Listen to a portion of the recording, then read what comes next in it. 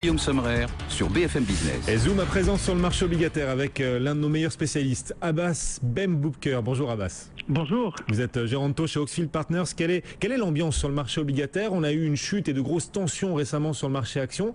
Est-ce que sur le marché obligataire, ça s'est beaucoup tendu et est-ce que ça se confirme ce matin?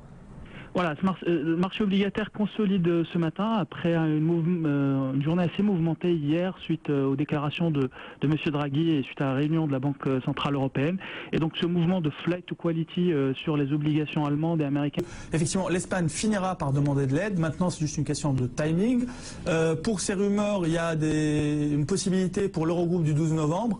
Maintenant, quand on voit les différentes déclarations, que ce soit du côté allemand ou côté espagnol, ce n'est pas encore acquis.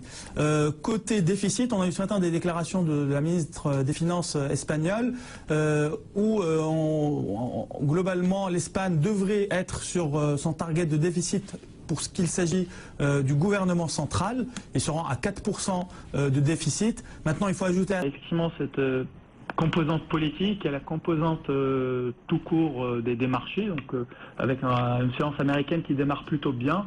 Donc ce qui peut être une explication à ce démarrage un peu poussif. Mais je pense qu'il faut attendre un peu pour voir comment ça va évoluer et avant de tirer les premières conclusions.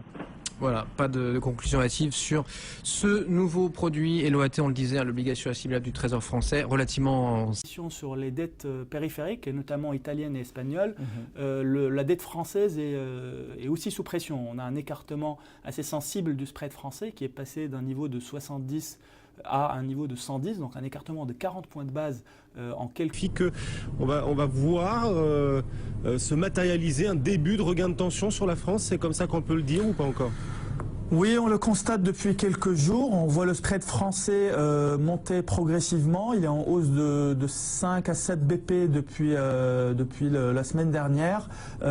Sur fond de données macroéconomiques qui continuent de se dégrader. On a eu ce matin des enquêtes de confiance dans le business qui étaient assez